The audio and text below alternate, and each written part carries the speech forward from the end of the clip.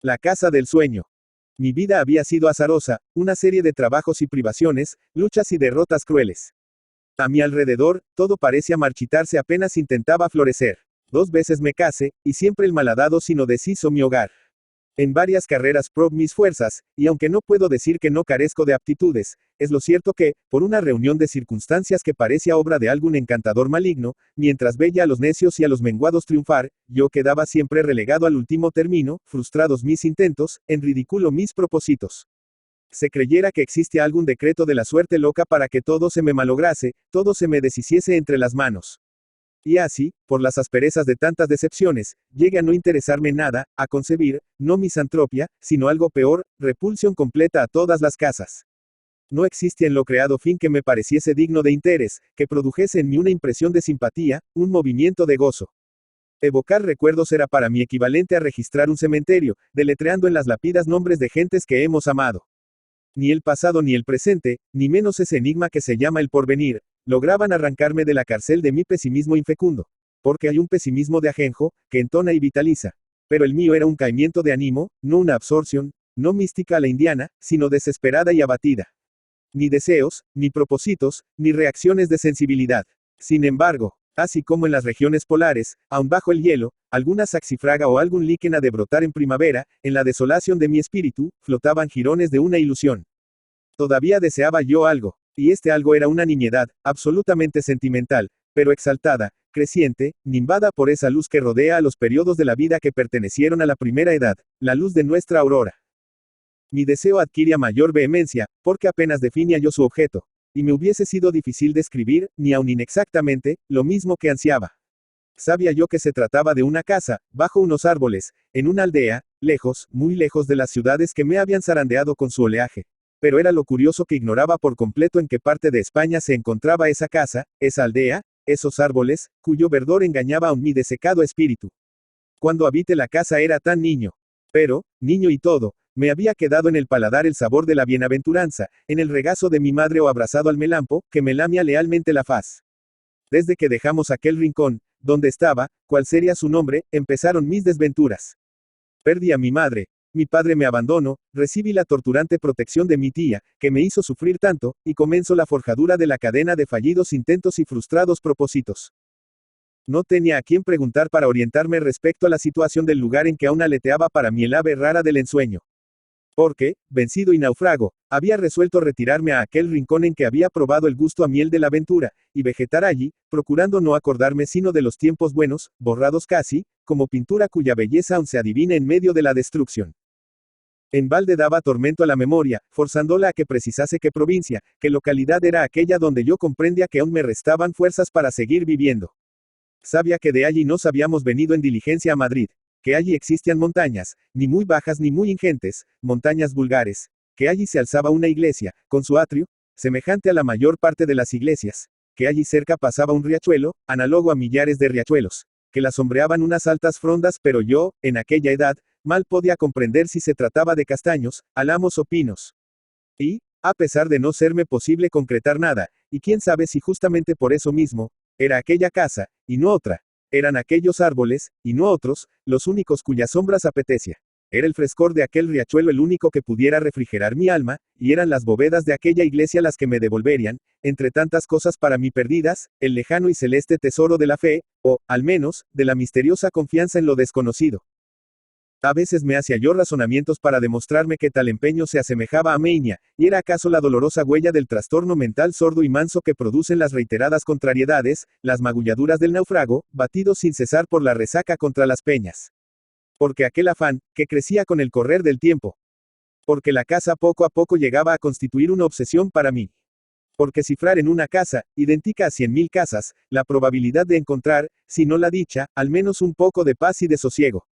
No era lo mismo recogerse a la primera morada solitaria en el campo y figurarse que fuese la otra. No debía de ser lo mismo, al menos para mí, cuando iban indisolublemente juntos mi ensueño y la idea de aquel rincón en que supe lo que era la felicidad, la cual se compone de nada, de un estado de indiferencia, de no anhelar, de no aspirar, de olvidar que corre la hora. Retirarme a otro sitio me hubiese sido imposible. Y parecía imposible también descubrir aquel, isla perdida en un archipiélago de islotes confusamente iguales. La casualidad, mi eterna enemiga, por una vez aparentó servirme. El caso fue, como obra suya, inesperado. En un puesto de libros y papeles viejos, que revolvía por instinto, encontré, entre 1000 cartas amarillentas, una de mi padre a mi madre. Parecióme que se abría un ataúd y salía de él ese vaho peculiar a flores secas hechas polvo. La misiva era insignificante, sin trascendencia alguna. Lo interesante para mí, las señas del sobre.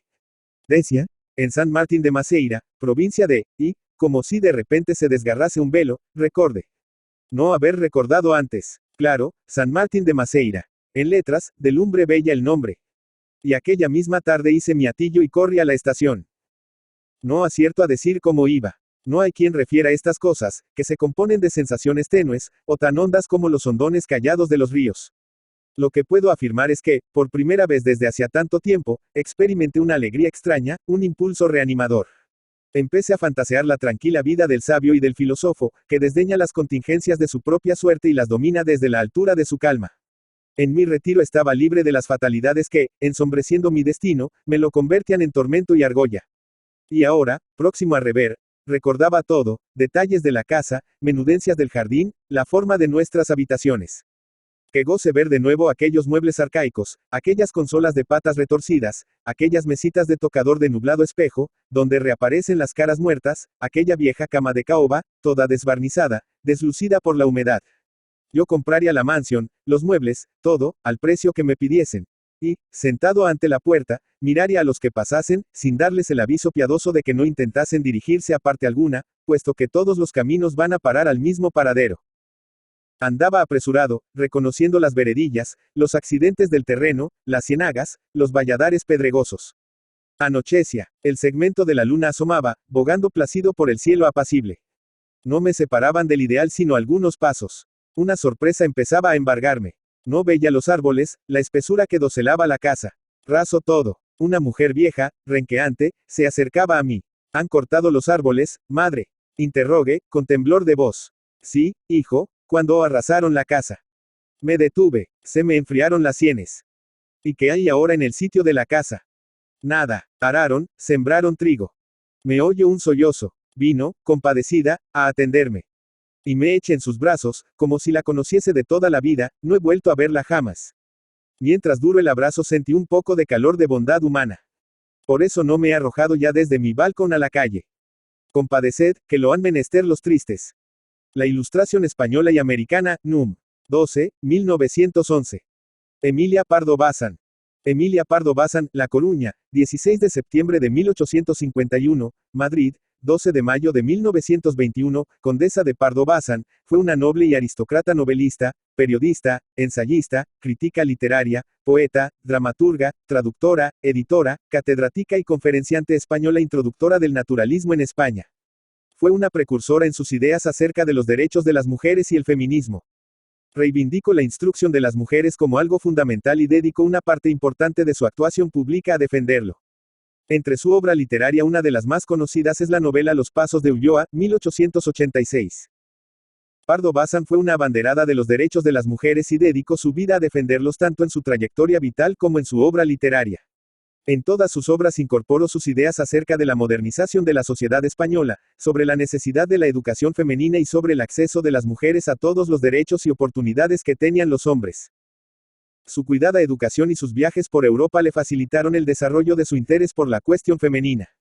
En 1882 participó en un congreso pedagógico de la Institución Libre de Enseñanza celebrado en Madrid criticando abiertamente en su intervención la educación que las españolas recibían considerándola una doma, a través de la cual se les transmitían los valores de pasividad, obediencia y sumisión a sus maridos. También reclamó para las mujeres el derecho a acceder a todos los niveles educativos, a ejercer cualquier profesión, a su felicidad y a su dignidad.